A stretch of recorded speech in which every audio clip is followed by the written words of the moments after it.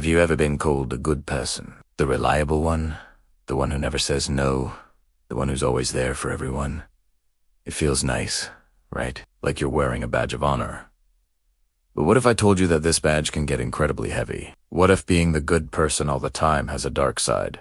One that slowly drains you, leaving you feeling empty and unseen. Today, we're diving deep into the hidden costs of perpetual night. We'll explore what psychologists call moral exhaustion, the trap of people-pleasing, and the slow, painful process of self-erasure. That happens when you constantly put others first. This isn't about being a bad person. It's about learning to be a whole person.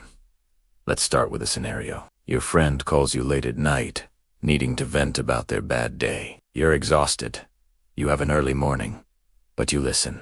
An hour later, you hang up, feeling even more tired. The next day, a coworker asks for help with a project, pushing you behind on your own deadlines. You say yes, because you don't want to seem unhelpful.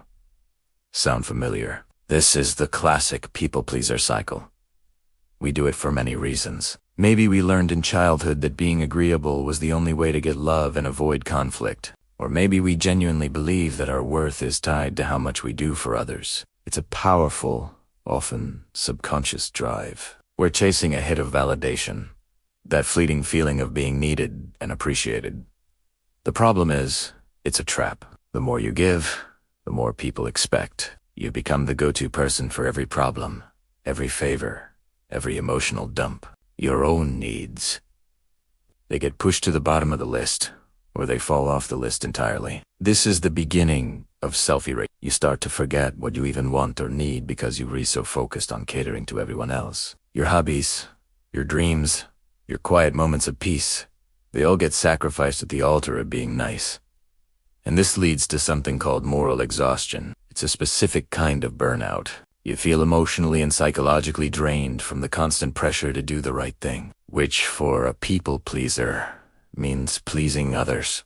You start feeling a deep, simmering resentment. You might get irritable or snappy, which then makes you feel guilty, because a good person isn't supposed to feel that way. It's a vicious cycle of giving, resenting, feeling guilty, and then overcompensating by giving even more. You might start to feel invisible. People love what you do for them, but do they see asterisk?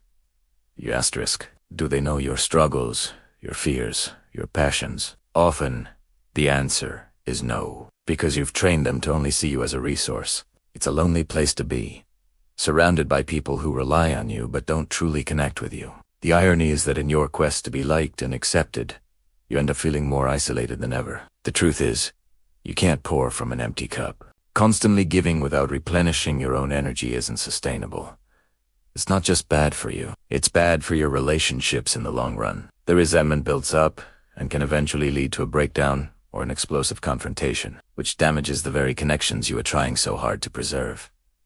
So, how do we break free? How do we stop being the good person and start being a genuine person? It starts with one of the hardest words for a people pleaser to say: no. Learning to set boundaries is not selfish. It's an act of self-preservation. A boundary is not a wall you build to push people away. It's a line you draw to protect your own well-being, your time, and your energy. It's you saying, I love you, but I also love myself. I can help you, but not at the expense of my own mental or physical health. Start small. You don't have to go from saying yes to everything to saying no to everything overnight. Try saying, let me check my schedule and get back to you. This gives you time to think, away from the pressure of the moment. It allows you to genuinely assess if you have the capacity to help. Another powerful phrase is, I can't do that, but I can do this. This is a great compromise. Maybe you can't help your friend move all day Saturday, but you can bring them pizza for dinner. It shows you still care, but on your own terms. You need to understand that people's reactions to your new boundaries are their responsibility, not yours. Some people might be surprised, confused, or even angry. The people who truly value you for who you are, not just for what you do for them, will respect your limits. The ones who push back or try to guilt trip you are showing you that their interest was conditional, and that's a painful but important realization. Next, you need to reconnect with yourself. This is the antidote to some. What did you used to love doing before you became everyone's 24/7 support system? Was it painting? Hiking? Reading a book in silence? Schedule time for yourself in your calendar, just like you would any other important appointment. Defend that time fiercely. This isn't selfish. It's essential maintenance. This process can be uncomfortable.